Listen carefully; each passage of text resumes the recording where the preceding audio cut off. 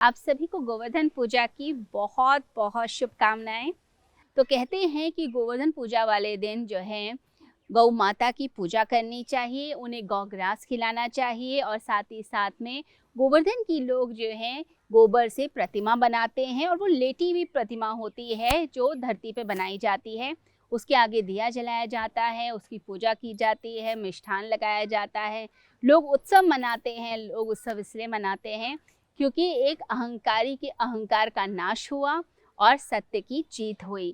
कहते हैं कि एक बार भगवान श्री कृष्ण माँ यशोदा और नंद बाबा से पूछते हैं कि आप किसकी पूजा करते हैं और ये जो पूजा की आप तैयारी कर रहे हैं आप किसके लिए कर रहे हैं। तो नंद बाबा बोले कि हम इंद्र भगवान की उपासना कर रहे हैं, उनकी पूजा कर रहे हैं और उनको प्रसन्न करना चाहते हैं, क्योंकि इंद्र भगवान जो हैं वो वर्षा के देवता हैं, बारिश करते हैं। और जब बारिश होती है तो हमारे जो खेत हैं, खलिहान हैं, उनमें और ज्यादा वृद्धि होती है, समृद्धि आती है। और अगर हम उनकी पूजा ठीक से नहीं करेंगे तो फिर वो हमें दंड देंगे, फिर वो हमें श्राप देंगे। तो भगवान श्री कृष्ण ने बड़े ही भोले भाव से, क्योंकि बहुत छोटे थे, छोटी उम्र के थे, तो उन्होंने बड़े भोले भाव से नंद बाबा की तरफ देखकर कहा कि ऐसे देवता की पूजा क्यों करनी जो इतना अहंकारी है कि अगर उसकी उपासना न की जाए, विधि विधान से पूजा न की जाए तो वह जो है हमारे खेत नष्ट कर देगा और इतनी बारिश कर देगा। तो ऐसे देवता की तो पूजा ही नहीं करनी चाहिए। पूजा तो उनकी करनी चाहिए जिनसे धन धान्य मिलता है, समृद्धि मिलती है, सौभाग्य मिलता है। पूजा करनी है तो गौ माता की पूजा कीजिए, पूजा करनी है तो गोवर्धन पर्वत की कीजिए, क्योंकि गोवर्धन पर्वत जो है वहां से औषधियां मिलती हैं, हमारी गैया को चारा मिलता है। इतने पशु पक्षी वहां पर रहते हैं और जो पर्वत होते हैं वो रक्षा करते हैं, तो हमें उनकी पूजा करनी चाहिए। तो कहते हैं नंद बाबा, माँ यशोदा और सारे ग्वाल बाल जो हैं उन्होंने जो है गोवर्धन पर्वत की पूजा करनी शुरू करी, गौ माता की पूजा करनी शुरू करी और इंद्र भगवान की पूजा को वहीं पर रोक दिया गया।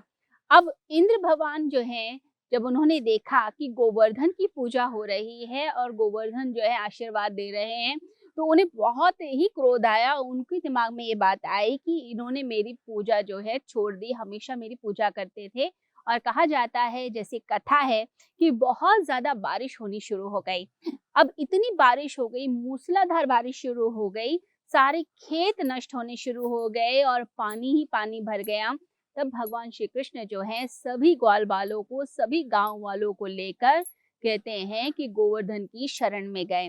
अब वहां पर गोवर्धन पर्वत को उन्होंने अपनी शक्ति से छोटी उंगली के सहारे ही पूरे पर्वत को उठा लिया और सारा गांव जो है गोवर्धन पर्वत के नीचे उन्होंने शरण दी।